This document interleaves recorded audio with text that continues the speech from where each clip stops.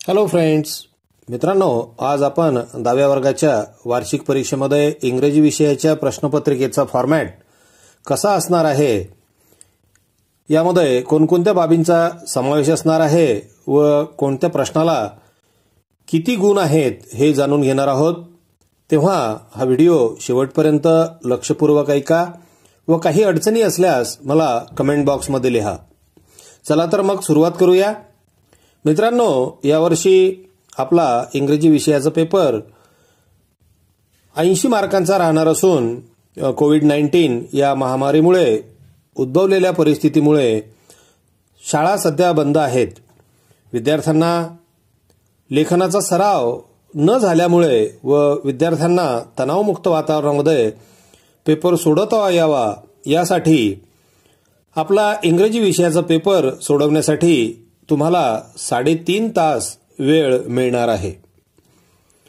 प्रश्नपत्रिकेची सुरुवात पहिल्या सेक्शनने म्हणजे सेक्शन फर्स्ट लँग्वेज स्टडीने होत असून यामध्ये क्वेश्चन नंबर 1A व बी यामध्ये लँग्वेज स्टडीवर आधारित 10 गुणांच्या ऍक्टिव्हिटीजचा समावेश असतो। क्वेश्चन नंबर ए मध्ये 3 सोप्या व 3 मध्यम स्वरूपाची काठिण्य पातळी असणाऱ्या प्रश्नांचा समावेश राहणार आहे। या 6 ऍक्टिव्हिटीपैकी तुम्हाला 4 ऍक्टिव्हिटीज सोडवायच्या आहेत। या प्रत्येक ऍक्टिव्हिटीला 2 गुण याप्रमाणे क्वेश्चन नंबर 1A ला 8 गुण आहेत। क्वेश्चन नंबर 1A मधील पहिल्या क्रमांकाची ऍक्टिव्हिटी आपण या ठिकाणी आता बघूया। नंबर 1, कंप्लीट द वर्ड्स और spellings by using correct letters or fill in the blanks। 2 मार्कांसाठी विचारल्या जाणाऱ्या या प्रश्नात 4 शब्दांचे स्पेलिंग्स दिलेले आहेत। त्यातील काही अल्फाबेट्स गाळलेले आहेत। त्या गाळलेल्या रिकाम्या जागांमध्ये योग्य अल्फाबेट लिहून तो शब्द पूर्ण करून आपल्याला या ठिकाणी लिहायचा आहे। क्वेश्चन नंबर 2 मध्ये put the words in alphabetical order या प्रश्नांमध्ये तुम्हाला 2 गटामध्ये वेगवेगळे शब्द दिलेले असतात। यामध्ये एका गटामध्ये सारख्या अल्फाबेट्सनी सुरुवात होणारे शब्द तर दुसऱ्या गटामध्ये वेगवेगळ्या अल्फाबेटनी सुरुवात होणारे शब्दांचा समावेश असतो। या दोन्ही गटांमध्ये आपणास अल्फाबेटच्या क्रमामध्ये हे शब्द ठेवून पुन्हा लिहावे लागतात। आता तिसऱ्या प्रश्नामध्ये question number 3, punctuate the following. खालील दिलेल्या वाक्यांमध्ये विरामचिन्हांचा वापर करून वाक्य शुद्धीकरण करा अशा आशयाचा हा प्रश्न राहतो। यामध्ये आपणास 2 अशुद्ध वाक्ये दिलेली असतात। त्या वाक्यांमध्ये योग्य ठिकाणी योग्य विरामचिन्हांचा वापर करून ती वाक्य आपणास लिहावी लागतात। पुढे question number 4, make 4 words minimum 3 letters each using the letters in the given word। या प्रश्नामध्ये एक मोठा शब्द आपल्याला दिलेला असतो। या मोठ्या शब्दातून आपणास 4 अर्थपूर्ण शब्द निवडावे लागतात, तयार करावे लागतात। हे नवीन तयार केले गेलेले शब्द अर्थपूर्ण असावेत व सोबतच त्यामध्ये 3 किंवा त्यापेक्षा जास्त लेटर्सचा वापर केला गेलेला असावा। 5व्या प्रश्नामध्ये question number 5, write the related words as shown in the example म्हणजे उदाहरणात दाखवल्याप्रमाणे इतर रिलेटेड शब्द लिहा असा हा प्रश्न असतो। 5व्या प्रश्नामध्ये आपल्याला एक शब्द दिलेला असतो व त्याला रिलेटेड त्या संबंधित एक शब्द उदाहरणादाखल आपल्याला प्रश्नपत्रिकेमध्ये दिलेला असतो। तो शब्द साधारणतः नाउन्स, ॲडजेक्टिव्ह्ज किंवा ॲडव्हर्ब्स अशापैकी आपल्याला दिलेला असतो। असेच अजून 4 शब्द आपणास यामध्ये लिहावे लागतात। पुढे क्वेश्चन नंबर 1A 6 यामध्ये complete the word chain of noun or verb or adjective add 4 words each beginning with the last letter of the previous word. आपणास यामध्ये वर्ड चेन पूर्ण करायची असते। यात एक शब्द दिलेला असतो. या शब्दाच्या शेवटच्या अक्षरांपासून नवीन शब्द तयार करून 5 शब्दांची साखळी पूर्ण करावी लागते. यामध्ये नाऊन, ॲडजेक्टिव्ह, ॲडव्हर्ब यांची साखळी पूर्ण करावी लागते. नेमके कोणते शब्द असणार याचा स्पष्ट उल्लेख या ठिकाणी प्रश्नामध्ये केलेला असतो. अशा प्रकारे प्रश्न क्रमांक 1A मधील एकूण 6 उपप्रश्न असतात. या 6पैकी आपणास 4 सोडवायचे असतात.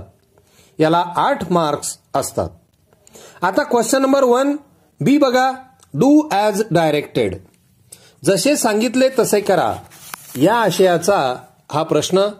यामध्ये 2 प्रश्नांचा समावेश असतो व या 2 प्रश्नांमध्ये ऑर म्हणून पुन्हा एक उपप्रश्न असतो. प्रत्येकी 1 गुणाचा हा प्रश्न असतो. Question number 1B1 attempt anyone. कोणतेही एक सोडवा. A. Make a meaningful sentence of your own using the given phrase. यामध्ये तुम्हाला एक फ्रेज म्हणजेच एक शब्दसमूह दिलेला असतो. त्या फ्रेजचा वाक्यात उपयोग तुम्हाला तुमच्या आवडीच्या वाक्यामध्ये करायचा आहे. 1 गुणासाठीचा हा प्रश्न या ठिकाणी तुम्हाला दिलेला असतो. किंवा बी.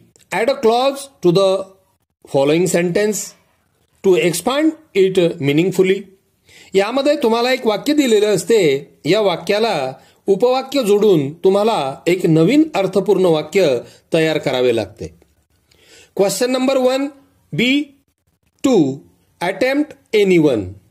कोणतीही एक सोडवा. A. Add a prefix or suffix to the following words to make new words. यामध्ये वर्ड फॉर्मेशन वर आधारित प्रिफिक्स किंवा सफिक्स जोडून नवीन शब्द तयार करायचे असतात. यात एक प्रिफिक्स व एक सफिक्स लावून 2 शब्द तयार करावे लागतात. किंवा or make a meaningful sentence using any one of the following words. यामध्ये आपणास 2 शब्द दिलेले असतात. या 2 शब्दांपैकी एका शब्दाचा वाक्यात वापर करून एक अर्थपूर्ण वाक्य आपणास त्या ठिकाणी तयार करावे लागते.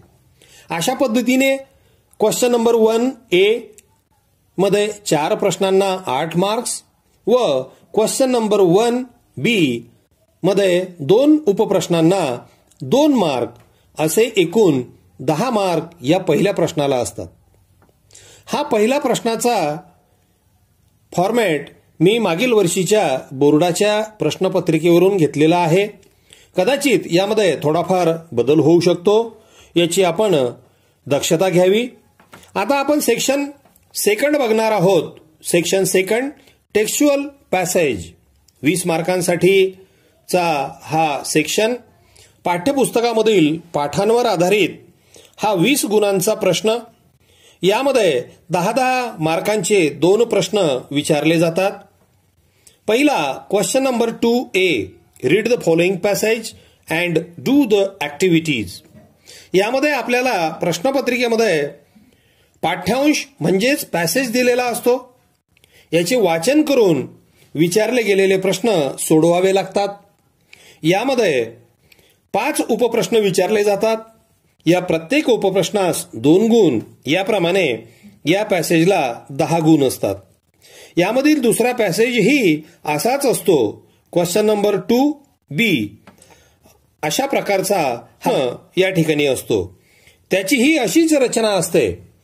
यावरील दोन्ही प्रश्नांमधील पहिला उपप्रश्न क्वेश्चन नंबर 2A व क्वेश्चन नंबर 2B यातील A1 किंवा B1 यामध्ये सिंपल फॅक्च्युअल ॲक्टिव्हिटी विचारलेली असते. या प्रश्नामध्ये विचारलेल्या ॲक्टिव्हिटीमध्ये true or false, right or wrong, agree disagree, put right wrong, fill in the blanks, complete the sentences, name the following, answer in 1 or 2 words, who said to whom, choose the correct alternatives, complete the verb, complete the chart, complete the table, complete the diagram. अशा ॲक्टिव्हिटीजचा यामध्ये समावेश असतो. पुढचा उपप्रश्न म्हणजे A2 किंवा B2 ही complex factual activity असते. पाठ्यांशाच्या आकलनावर आधारित 4 ते 5 वाक्यांमध्ये किंवा 1-2 शब्दांमध्ये यामध्ये उत्तरे अपेक्षित असतात. दिलेल्या पॅसेजवर आधारित हे उत्तर आपल्याला लिहावे लागते. यामध्ये arrange the following sentences as per their occurrence in the passage, म्हणजेच पॅसेजमधील क्रमानुसार ही वाक्य लिहा. Answer in 3 to 4 sentences. Describe, narrate, WH question, agree or disagree, with reason, who said to whom and when, complete the following with reason, find the proof, complete the web chart, complete the table, complete the diagram. या प्रकारच्या प्रश्नांचा यामध्ये समावेश असतो. पुढचा आहे A3 किंवा B3, activity based on vocabulary. तुमच्या शब्दसंग्रहावर आधारित ही ऍक्टिव्हिटी असते. यामध्ये समानार्थी शब्द म्हणजे सिनोनियम, विरुद्धार्थी शब्द म्हणजे antonym, opposite words, noun, adjectives, adverbs, present participle, infinitives, describing word, hidden word, jumble word, word grid, word puzzle, word quiz, cross out or pick out odd man, use words, use phrase, word puzzles, crossword, grid अशा रचनांचा यामध्ये समावेश असू शकतो. पुढे A4 किंवा B4 या उपप्रश्नामध्ये activity based on कॉन्टेक्स्च्युअल grammar, यामध्ये व्याकरणावर आधारित प्रश्न विचारला जातो. साधारणतः वर्ग 6 ते 10 मध्ये शिकविलेल्या व्याकरणावर आधारित ऍक्टिव्हिटी यामध्ये विचारल्या जातात. यामध्ये काळ ओळखा, एका काळातील वाक्याला सांगितलेल्या दुसऱ्या काळात रूपांतरित करा, change the voice, begin the sentence with given object, add a question tag, if, unless, although, but, so, as, because, since, as well as, not only but also, when, where, which, who, as soon as, no sooner than, hardly when या शब्दांचा वापर करून 2 वाक्य जोडा. अशा आशयाचा किंवा अशा प्रकारचे कन्स्ट्रक्शन करा, अशा पद्धतीचा हा प्रश्न या ठिकाणी असतो. वाक्यांचे ट्रान्सफॉर्मेशन, असर्टिव्ह चे एक्सक्लेमेटरी किंवा इंटरॉगेटिव्हचे असर्टिव्ह, निगेटिव्हचे अफर्मेटिव्हचे निगेटिव्ह, इम्परेटिव्हचे पोलाइट क्वेश्चन मध्ये रूपांतर करणे, WH क्वेश्चन, व्हर्बल क्वेश्चन, सांगितलेल्या डिग्रीमध्ये रूपांतर करा, क्लॉज ओळखणे, या बाबींचा यामध्ये समावेश असतो. या प्रश्नातील शेवटच्या उपप्रश्नामध्ये म्हणजे A5 किंवा B5 मध्ये पर्सनल रिस्पॉन्सेस, यामध्ये विद्यार्थ्याने त्याचे स्वमतावर आधारित उत्तर लिहिणे अपेक्षित असते. यामध्ये describe, narrate, WH question, answer in 4 to 5 lines, काल्पनिक प्रश्नांवर आधारित तुमचे मत या ठिकाणी विचारले जाते. आता या पुढचा तिसरा जो सेक्शन आहे तो म्हणजे पोएट्री, कविता. सेक्शन 3 पोएट्री, एकूण 10 गुणांचा हा प्रश्न असतो. यामध्ये question number 3A, read the following extract and do the activities, 5 मार्कांसाठीचा हा प्रश्न. व क्वेश्चन नंबर 3B, 5 मार्क्स असे या सेक्शन मधील गुण किंवा या गुणांचं विभाजन असतं.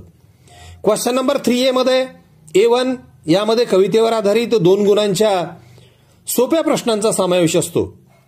A2 मध्ये कॉम्प्लेक्स फॅक्च्युअल ऍक्टिव्हिटी 2 मार्कांसाठी ही विचारली जाते. यामध्ये कवितेच्या आकलनावर आधारित अनुमान, निष्कर्ष, कवितेचा आशय, सेंट्रल आयडिया यांचा समावेश असतो. व हा प्रश्न complete the table, complete the web, complete the sentences, the poet advises as that अशा कृती यामध्ये विचारल्या जातात. A3 मध्ये activity based on poetic devices, 1 गुणांसाठी विचारला जाणारा प्रश्न. या प्रश्नामध्ये rhyming words, rhyming scheme, figure of speech या सारखी एक ऍक्टिव्हिटी विचारली जाते. तर question number 3B appreciation of the poem 5 मार्कासाठी विचारले जाते. असा 5 गुणांचा कवितेच्या ॲप्रिसिएशनचा प्रश्न असतो. या ठिकाणी संबंधित कविता प्रश्नपत्रिकेत दिलेली असते.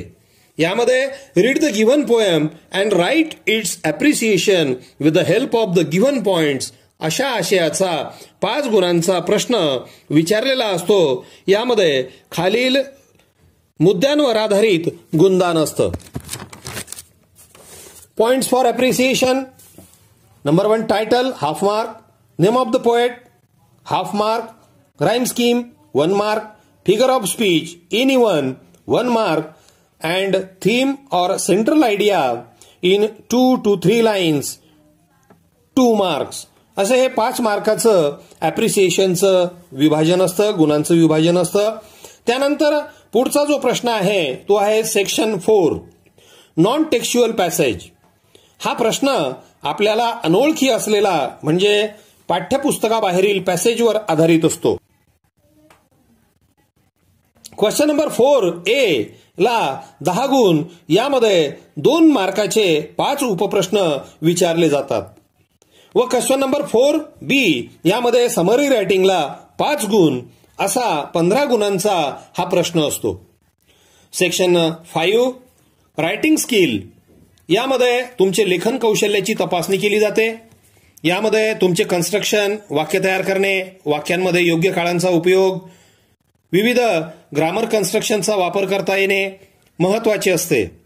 तुमचे लिखाण जेवढे प्रभावी तेवढे जास्त गुण तुम्ही या प्रश्नांमध्ये मिळवू शकता.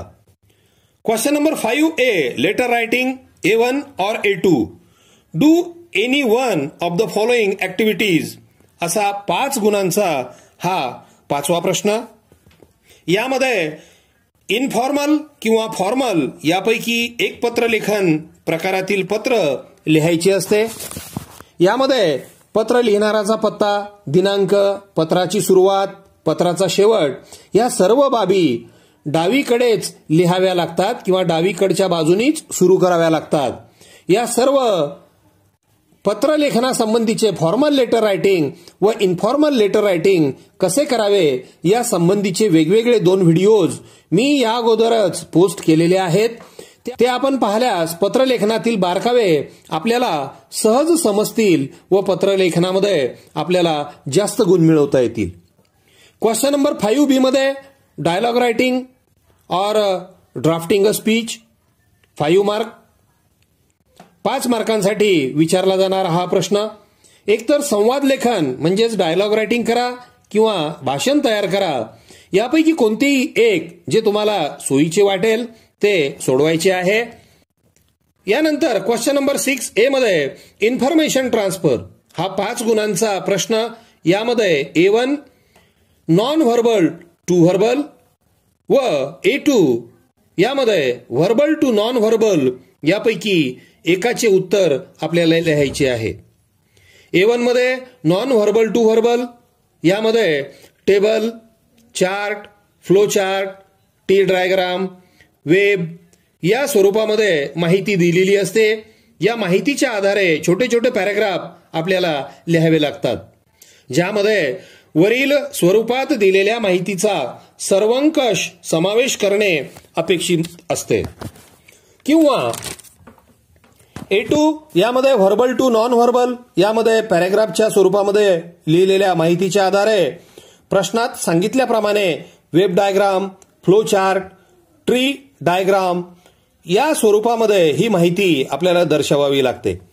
यामध्ये A1 सोडवा किंवा A2 दोनपैकी एक सोडवायची असते, तर B1 किंवा B2 यापैकी एक सोडवायची असते. Question number 6B expand the theme 5 मार्कांसाठीचा हा प्रश्न. याला आपण मराठीमध्ये कल्पना विस्तार म्हणतो. यामध्ये B1 मध्ये B1 news report based on given headline. आपणास वर्तमानपत्रातील एक हेडलाईन यामध्ये दिलेली असते, त्यावर आधारित बातमी लेखन आपणास करावे लागते. साधारणतः हे बातमी लेखन पॅसिव्ह व्हॉइस असलेल्या वाक्यामध्ये करावे लागते.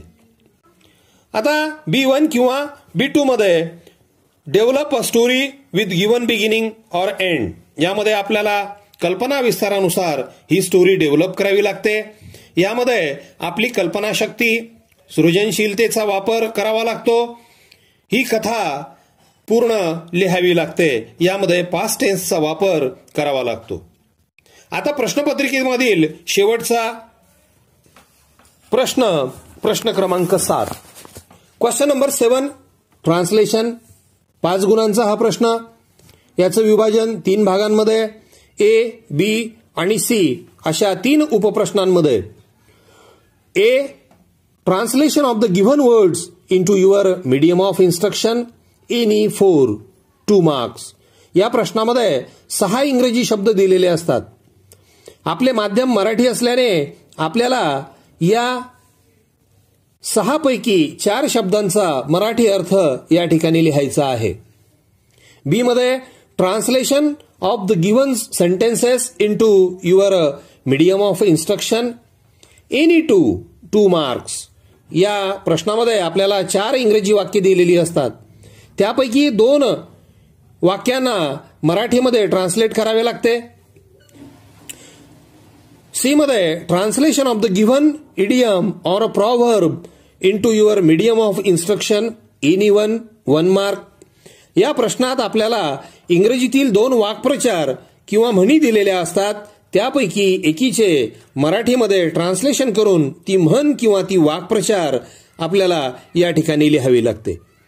अशा पद्धतीने आज आपण प्रश्नपत्रिकेचे स्वरूप व ती कशी सोडवायची याची सविस्तर माहिती पाहिलेली आहे. मित्रांनो, वार्षिक परीक्षा जवळ आलेली आहे. वार्षिक परीक्षेमध्ये व्यवस्थित रीतीने प्रश्नांची उत्तरे लिहा व भरघोस गुण संपादन करा. यासाठी ही प्रश्नपत्रिका समजून घ्या. मित्रांनो, अजूनपर्यंत आपण माझ्या SR's इंग्लिश क्लास चॅनेलला सबस्क्राईब केले नसेल तर लगेच सबस्क्राईब करा व पुढील नवनवीन शैक्षणिक व्हिडिओ आपल्यापर्यंत पोहोचण्यासाठी लगेच माझ्या SR's इंग्लिश क्लास चॅनेलला सबस्क्राईब करा. थँक्यू.